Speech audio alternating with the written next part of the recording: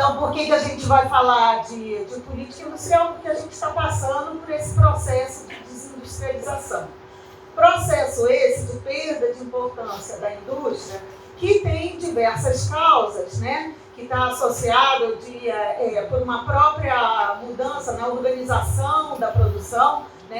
A terceirização, ela é em parte responsável por isso, seja em nível nacional, seja em nível internacional, quando a gente pensa nessa história de contratação, subcontratação de fornecedores, né? Que estão na origem das cadeias globais de valor.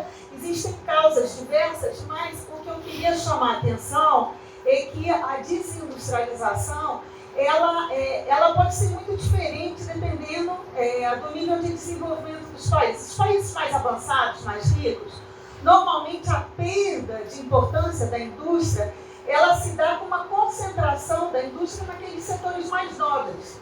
Então, assim, você não vê uma perda, necessariamente uma perda de emprego ou de valor de PIB industrial, e sim uma concentração nos setores mais nobres. Nos países em desenvolvimento, esse é o nosso caso, na realidade você perde sim. Aí eu vou ilustrar aqui rapidamente, os gráficos são muito fáceis, não preciso ler dado nenhum, e vocês vão ver já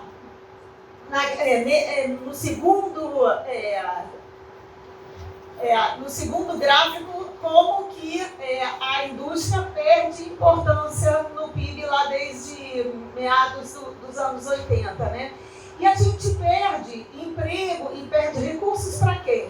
Normalmente para um setor de serviços, mas quais serviços? Isso é importante olhar. A gente pede para comércio, para serviços pouco qualificados, que geram empregos ruins, que são de baixa produtividade. Então é muito diferente a desindustrialização no norte da desindustrialização aqui no Patropi e similares, tá? Então aqui era para ilustrar um pouco essa queda e a importância no PIB.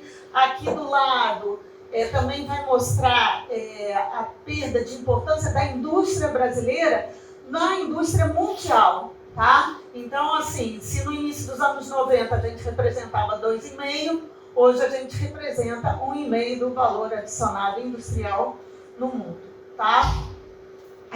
Com uma mudança de perfil dessa indústria, perda de importância dos setores mais sofisticados, dos setores com maior intensidade tecnológica, né? Aqui era uma ilustração dos principais setores da indústria, né? Então, alimentos, metalurgia, derivados de petróleo, químicos, máquinas, equipamentos e veículos automotores, a gente vê que já estão aqui mais para baixo, farmoquímicos e farmacêuticos lá para baixo.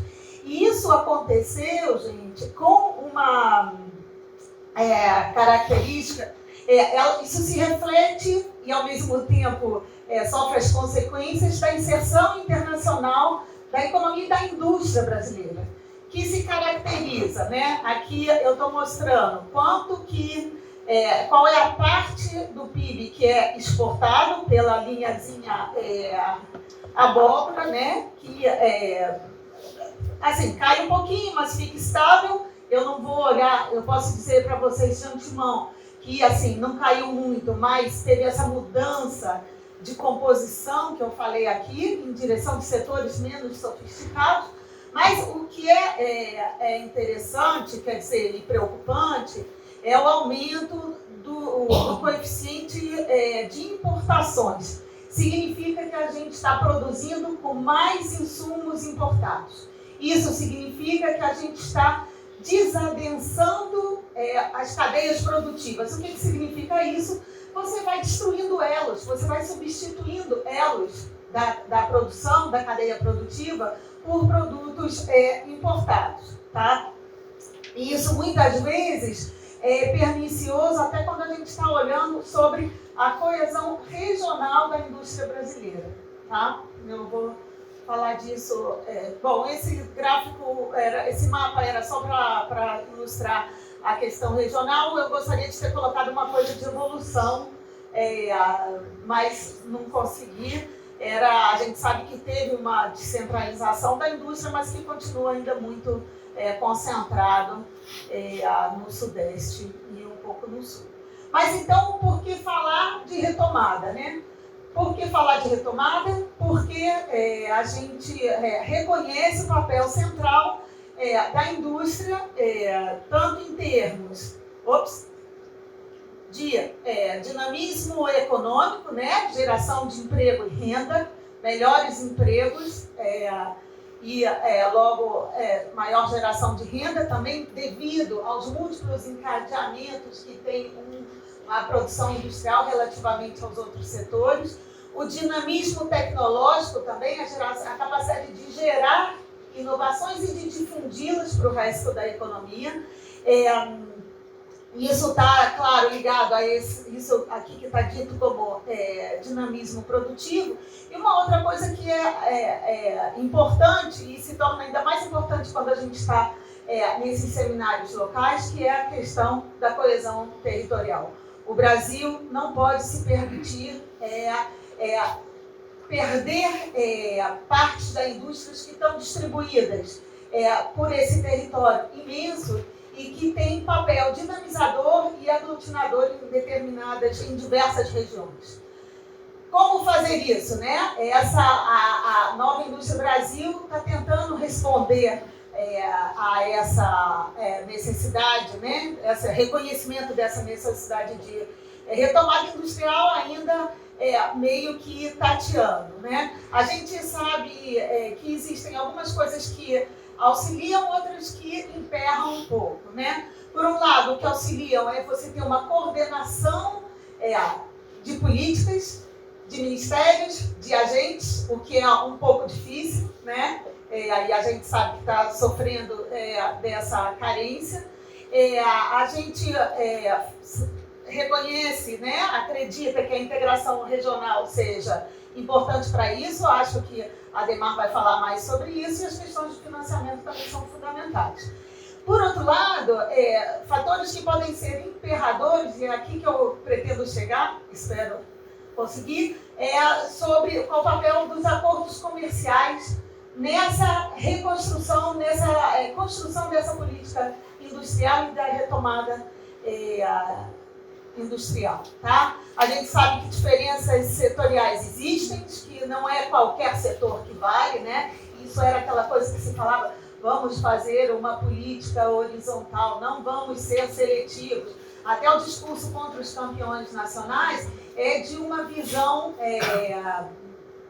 a meu ver, bastante equivocada, que todos os setores podem contribuir mais ou menos da mesma forma para o desenvolvimento econômico. No limite, a gente ia produzir grãozinhos e ia ficar feliz com isso. Bom, passo porque não é... Então, diferenças setoriais são importantes, a gente ênfase em setores talvez com maior conteúdo tecnológico são importantes, ainda que isso não quer dizer o abandono de, por exemplo, setores que empregam muito, né? A indústria tradicional, ela tem o seu papel, inclusive em termos de criação de empregos, de novo, de coesão territorial, de distribuição de produtos, pensando, por exemplo, na indústria alimentar, tá? Mas a gente tem que reconhecer que são coisas diferentes, né? Bom, já falamos que internacionalmente a Covid ajudou muito, tem esse reconhecimento da pertinência das políticas industriais mais ativas, né? E a outra coisa que a gente gosta de enfatizar é que assim, a gente está falando de Nova Indústria Brasil, mas isso tem que ser uma política de desenvolvimento produtivo. Não é só política industrial, não é só política de inovação, é também política comercial e terão outras, tá? Que devem ser levadas em conta, então a gente se refere a isso. E agora a gente sabe que essas questões associadas à sustentabilidade, que tem duas dimensões, ambientais e sociais, fazem parte da ordem do dia por questões evidentes e Aldo que o diga, e a gente está num novo contexto, num novo paradigma tecnológico que pode também alterar as coisas. Então, eu vou entrar finalmente nos acordos comerciais, né? Eu faço primeiro a referência. Tem um autor coreano, né? O Chang, que tem um livro que chama Chutando a Escada. Ele fala sobre o processo de desenvolvimento dos países. E a expressão chutando a escada é porque ele diz o seguinte: os países normalmente adotam políticas, adotaram ao longo, né, das suas histórias, pegando países desenvolvidos, adotam políticas industriais e de desenvolvimento produtivo, desenvolvem, às vezes, protecionistas, né, priorizando a produção doméstica, e quando vão subindo a escada, quando chegam lá em cima, pum, chutam a escada. O que é chutar a escada? É reforçar, defender o livre comércio para os outros. É defender que você tem que ter uma orientação, você tirar a escada para subir nessa escala de produção, né? Então, chutando a escada, acordos comerciais para mim é muito isso, né? A gente vê, assim, hoje os países desenvolvidos, quer dizer, não é de hoje, os países desenvolvidos, né? Nos fóruns multilaterais, nos fóruns regionais, eles tentam impor um número, um leque grande de medidas que são muito liberais e que vão, muitas vezes, contra a possibilidade, vão minar a possibilidade de se fazer política industrial de desenvolvimento produtivo, né, quando eles mesmos fizeram lá atrás, né, e que adotam depois um discurso que vale para os outros, né, na tentativa de manter a sua liderança tecnológica, econômica, etc. Né? Então, isso sempre me inspira um pouco para pensar. E aí, a evolução, digamos, mais recente, a gente vai pensar desde os anos 80, com a criação da OMC, rodada do Uruguai, sobretudo, os acordos que antes eram comerciais e que tratavam inicialmente só de comércio de bens, bom, começaram a tratar de comércio de serviços, logicamente, mas aos poucos eles foram sendo incorporando cláusulas e disciplinas, temas que vão muito além do comércio. Então, por exemplo, começou a se falar de investimento direto que tivesse ligado ao comércio, né? Direitos de propriedade intelectual, como que isso afeta o comércio. Mas, na realidade, vai muito além do que afeta o comércio, né? Acaba que os acordos ditos comerciais são muito mais do que isso. E hoje, por exemplo, o que mais nos interessa aqui, assim, o que eu acho que são os pontos principais, são compras governamentais, propriedade intelectual, muitas cláusulas regulatórias, né, que vão, que eu vou comentar adiante, e hoje em dia está começando a se trazer os temas dos recursos naturais, um pouco associado aos minerais críticos, né? Então, os acordos em geral, eles têm meio que tendencialmente ido nessa direção. A OMC perdeu com o tempo um pouco a capacidade de congregar essas discussões, e essas coisas foram levadas, esses temas passaram a fazer parte dos acordos que juntavam menos países, ou no caso da OCDE, que é um acordo também, que esse não é dito comercial, é um clube, né, de países, mas que tem um papel muito importante na definição das políticas dos países que fazem parte dele ou que querem fazer, como é o caso do Brasil, que está no processo, está negociando o acesso à OCDE. Eu vou falar sobre isso adiante, tá? Então, esses temas, por que esses temas hoje são os temas que estão sendo mais comuns, assim, nos acordos, e aí eu chamei a atenção para 3 deles, né? A questão das compras governamentais, e eu já adianto aqui que essa questão das compras governamentais a gente trata com bastante ênfase, porque, de novo, compras governamentais é um instrumento, né, que os governos usam com bastante frequência, países desenvolvidos, países em desenvolvimento, tá? Sobretudo os desenvolvidos, e é um instrumento que é um instrumento potente de política industrial. Tá? Pela primeira vez, assim, pela primeira vez não, mas agora, de novo, a gente voltou a discutir isso como instrumento de política industrial. Né? O governo, ao adquirir, o governo pode usar seu poder de compra para definir padrões, para induzir a comportamentos mais tecnologicamente dinamizadores, pode fazer encomendas tecnológicas, pode induzir a comportamentos das empresas mais sustentáveis e pode fazer assim,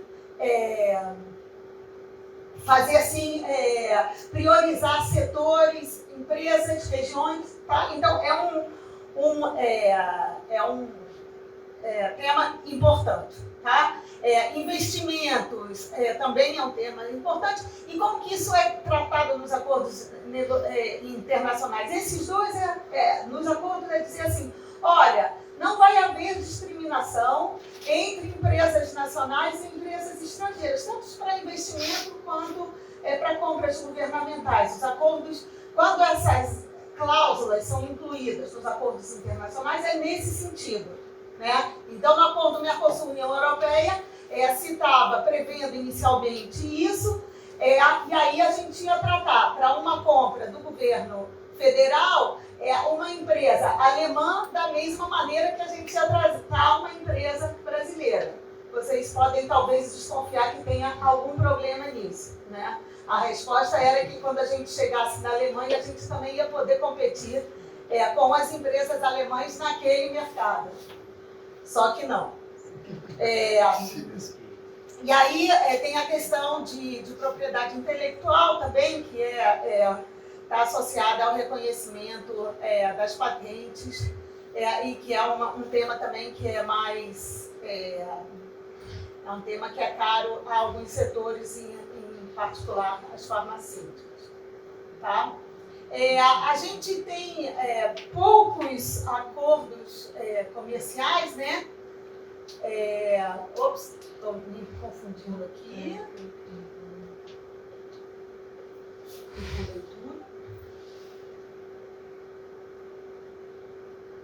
Eu tinha feito um mapinha aqui, até dá para assim, ver, mas o Brasil, em relação a outros países, inclusive da América Latina, notadamente Chile, que é campeão de acordos comerciais, a gente tem poucos acordos. Os acordos mais importantes são, claro, o Mercosul, com os outros países da LAD, e tem uns outros que estão ali muito clarinhos, mas são tão claros quanto profundos os acordos, ou seja, para o bem ou para o mal, a gente pode deixar isso para depois, a gente tem poucos acordos.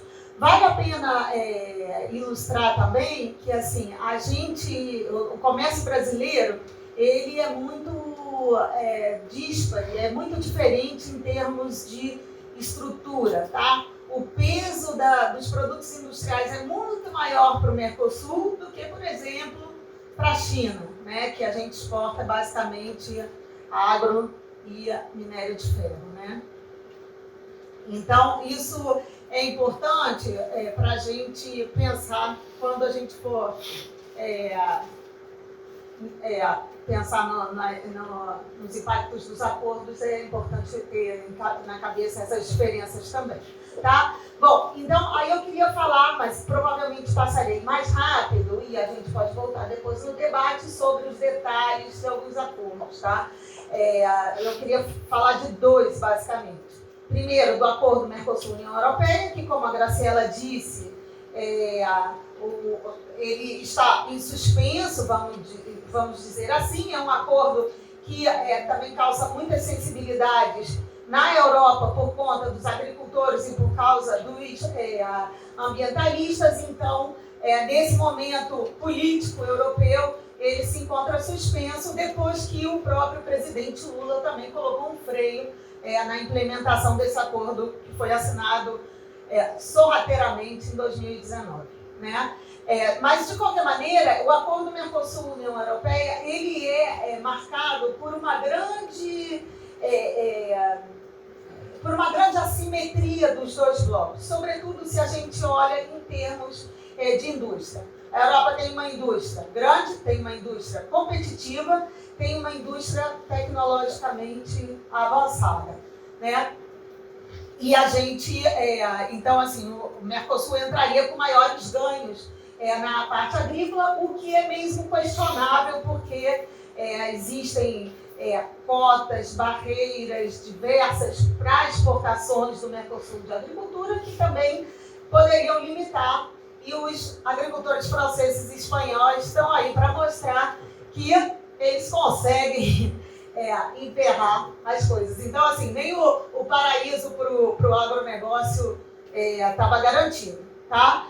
Mas para a indústria, não tem melhora, tem dois problemas grandes.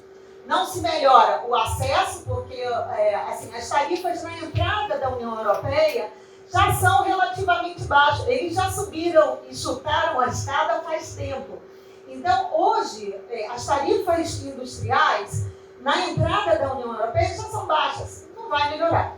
Tá? Em compensação, a ênfase a gente tem uma indústria menos competitiva, então com menos condições de competir, e o problema maior, a meu ver, não é nem essa questão das tarifas, isso já é um dado, tá? E infelizmente parece que isso a gente não vai conseguir reverter, talvez a gente consiga só alongar um pouco a liberalização, mas eu acho que tem um problema que é mais grave, que são essas questões justamente regulatórias. Tá? O acordo contemplava compras governamentais, a propriedade intelectual e outros temas, mas sobretudo esses dois, que na realidade,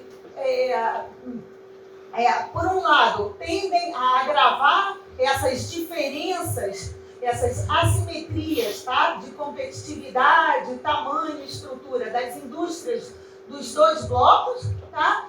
E mais do que isso, que eu acho que é o principal, limita a possibilidade dos governos do Mercosul de adotarem determinados mecanismos que são importantes para a retomada industrial. Então, se hoje a gente voltou a discutir política industrial, a gente tem uma proposta de MIB, onde, por exemplo, compras governamentais estão na mesa, tá? Um acordo desse pode dizer, olha, você não vai poder ou vai ter menos capacidade de dar margem de preferência para empresas nacionais, você vai diminuir os mecanismos, enfraquecer os mecanismos que possibilitam você dar preferência para as empresas da região.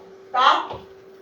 E isso é um problema digamos, dinâmico. Ou seja, se o problema das tarifas, né, ela afeta as empresas hoje, o fato de você mexer nesses pontos regulatórios te enfraquece, te impossibilita de fazer política industrial e de pensar no futuro. Tá? Então, mais ou menos isso que a gente tem em mente quando a gente fala de compras governamentais e propriedade intelectual, no caso do Acordo Mercosul-União Europeia. Tá? A gente tem feito alguns trabalhos, né, Graciela, sobre o impacto do acordo, sobre o emprego. Tá? E aí eu coloquei aqui só para chamar a atenção, dada assim, essa especialização dos dois blocos, dadas as perspectivas de enfraquecimento do setor industrial, associado, como consequência desse acordo, os impactos sobre o emprego não são muito alentadores, tá? Porque normalmente os empregos associados às exportações para a União Europeia são empregos de baixa qualidade, vem perdendo número, porque, por exemplo, a agricultura com a mecanização acelerada já não gera mais nem tanto emprego, né? Por outro lado, as importações, normalmente, são importações que são fabricadas com empregos, são importações de produtos mais avançados tecnologicamente, que normalmente são associados a empregos de melhor qualidade. Então, assim, quando a gente está facilitando a importação desses produtos, a gente está ameaçando esses setores e isso é válido tanto para a indústria quanto para serviços. E quando a gente olha em termos de gênero, os efeitos são ainda mais fortes para as mulheres, tá? Como é que está o meu tempo? Já acabou. Então, eu só vou falar uma coisinha aqui muito rápida. Não? Sim. Fala um pouquinho sobre a OCDE. Era essa que eu queria achar. O que eu queria falar para vocês sobre a OCDE, gente, porque assim, o acordo Mercosul-União Europeia, por que a gente olha tanto? Porque é um acordo de referência para o que a gente vai fazer daqui para frente. Ele é referência porque ele pode ser padrão para outros acordos e ele limita alguns acordos que o Ademar vai mostrar para vocês, são interessantes para a gente, tá? Marta, Fernando, não tendo a outra pessoa na mesa, será que a gente pode estender um pouco mais o tempo dela, da apresentação? Né? Acho que o balanço está tão bom para a gente cortar assim. Não, pode. Tá bom, porque eu acho que 5 minutos são importantes para falar de OCDE, né? Então, o Mercosul é um acordo dito comercial mais amplo, mas a OCDE talvez uma outra coisa que a gente prestou pouca atenção nos últimos tempos. Faz muito tempo que se fala, vamos participar do clube da OCDE, né? Que é o clube dos ricos, dos países ricos, né?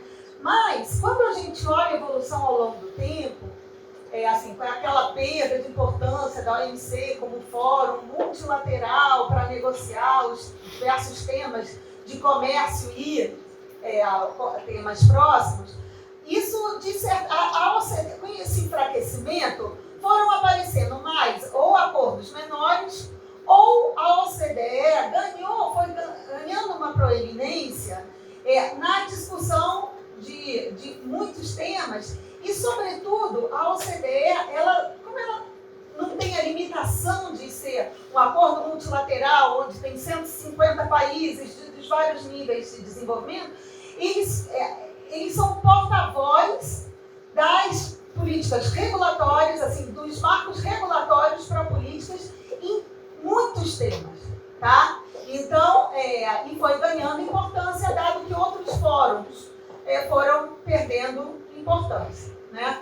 Então, quando um país começa as negociações para aceder à OCDE, né, ela começa, e foi isso que aconteceu com a gente em 2022, o Guedes feliz, achando aquilo o máximo, deu início formal às negociações para a cessão do Brasil à OCDE.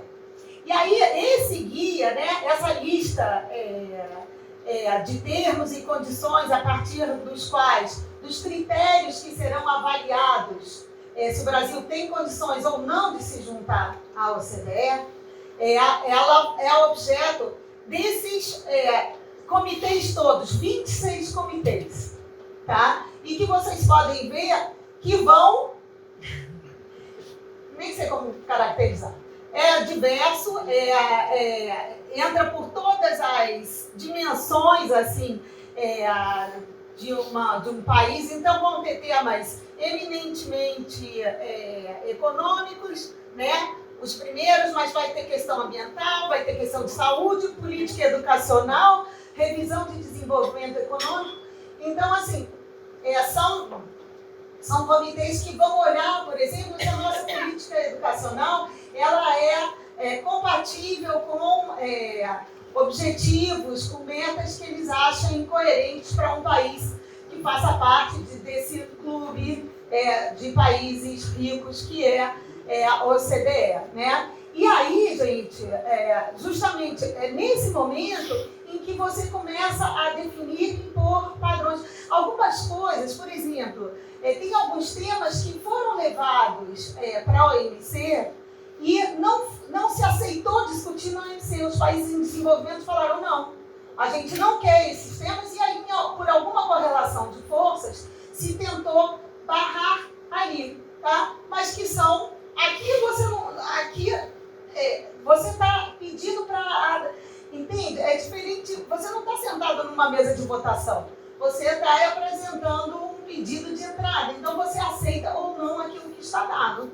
tá? Então, a questão da OCDE, ela tem que se prestar bastante atenção. Eu chamei a atenção só, e aí vai fazer já um pouquinho a ponte com a próxima mesa, por exemplo, o tema das empresas estatais, né? As empresas, aí eu reproduzi aqui porque eu acho que é autoexplicativo.